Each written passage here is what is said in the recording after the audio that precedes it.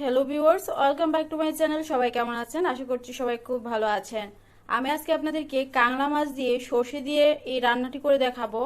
আশা করছি ভিডিওটি সকলের খুব ভালো লাগবে। তাহলে চলুন ভিডিওটি শুরু করি। প্রথমে আমি মাছগুলোকে ভালো করে আঁশ ছাড়িয়ে কেটে নিয়েছি। আমি যেহেতু ভিডিও করব তাই মাছগুলোকে আস্তে রেখেছি। আপনারা চাইলে ছোট ছোট করে কেটে নিতে পারবেন। আর যদি আমার মতো এইভাবে আস্ত রাখতে চান সেক্ষেত্রে অবশ্যই এইভাবে মাছগুলোকে একটু মাঝখান থেকে কেটে দিবেন। এবার প্রথমে আমি এখানে 3-4 চামচ সর্ষে বেটে রেখেছি, সাদা আর লাল সর্ষে একসাথে মিক্সড করে। তবে আপনারা চাইলে শুধু সাদা সর্ষেটাও দিতে পারবেন। এটা দিয়ে দিচ্ছি। 4-5টি কাঁচা লঙ্কা, দিয়ে দিচ্ছি 1 চা চামচ লঙ্কা গুঁড়ো, 1 চা চামচ জিরার গুঁড়ো, 1 চা চামচ হলুদ গুঁড়ো, 1 চা চামচ লবণ। লবণটা আপনাদের স্বাদ অনুযায়ী বাড়িয়ে বা কমিয়ে দিতে পারবেন। 1/2 চা চামচ আদা বাটা। এবার দিয়ে দিচ্ছি সরিষা তেল। অবশ্যই এখানে সরিষা তেলটা ইউজ করবেন, অন্য কোনো তেল ইউজ করবেন না। আমি এখানে 3 চা চামচ পরিমাণ সরিষা তেল দিচ্ছি। এবার আমি ভালো করে মাছগুলোর সাথে সবগুলো মশলা মিশিয়ে নিচ্ছি। আপনারা কিন্তু চাইলে মাছগুলোকে হালকা কিছুটা ভেজে নিতে পারেন, কিন্তু আমি ব্যক্তিগতভাবে বলবো এই মাছগুলোকে না ভেজে এভাবে সর্ষে দিয়ে মাখিয়ে নিলেই ভালো হয়, ভাজার কোনো প্রয়োজন নেই। এবার আমি এইটিকে একটি ঢাকনা দিয়ে কভার করে 15 মিনিট রেখে দিচ্ছি।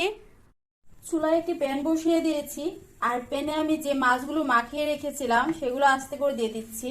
আমি মাছগুলোর সাথে আরো ছোট সাইজের কিছু মাছ দিয়ে রেখেছি। এবার সবগুলো মশলার বাটি ধুয়ে আমি এখানে 1 বাটি পরিমাণ জল দিয়ে দিচ্ছি, 1 কাপ পরিমাণ জল। এবার একটি ঢাকনা দিয়ে কভার করে দিচ্ছি 5 মিনিটের জন্য। আর এই রান্নাটি অবশ্যই মিডিয়াম টু লো আঁচেই করবেন।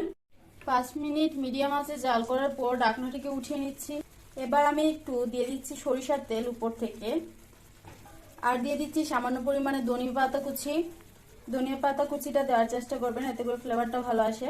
এবার আমি আবার 30 সেকেন্ডের জন্য ঢাকনা দিয়ে কভার করে দিচ্ছি। আর এটা ছেনির সাহায্যে বা হাতা বা খুন্তির সাহায্যে কিন্তু নাড়ানোর চেষ্টা করবেন না, এতে করে মাছগুলো ভেঙে যাওয়ার সম্ভাবনা থাকে। এভাবে হালকা হালকা করে প্যানটাকে এভাবে নাড়িয়ে চালিয়ে দিবেন, এতে করে সবকিছু মিশে যাবে আর মাছগুলো ভাঙবে না, যেহেতু মাছটা অনেক নরম থাকে। 30 সেকেন্ড পর আমার রান্নাটি হয়ে গেছে। আমি হালকা একটু এভাবে নেড়ে দিচ্ছি। এবার নামিয়ে পরিবেশন করে নিচ্ছি। তৈরি হয়ে গেল সর্ষে কাংলা। আশা করি ভিডিওটি সকলের খুব ভালো লেগেছে। ভিডিওটি যদি আপনাদের কোথাও একটুও ভালো লেগে থাকে তাহলে অবশ্যই আমার চ্যানেলটিকে সাবস্ক্রাইব করে অল নোটিফিকেশন অন করে রাখবেন। তাছাড়া এই ভিডিওটি যদি আমার ফেসবুক পেজের মাধ্যমে দেখে থাকেন তাহলে অবশ্যই পেজটিকে ফলো লাইক করে রাখবেন। পরবর্তী ভিডিও দেখার আমন্ত্রণ জানিয়ে আমি আজকে ভিডিও এখানে শেষ করছি। সবাই ভালো থাকবেন।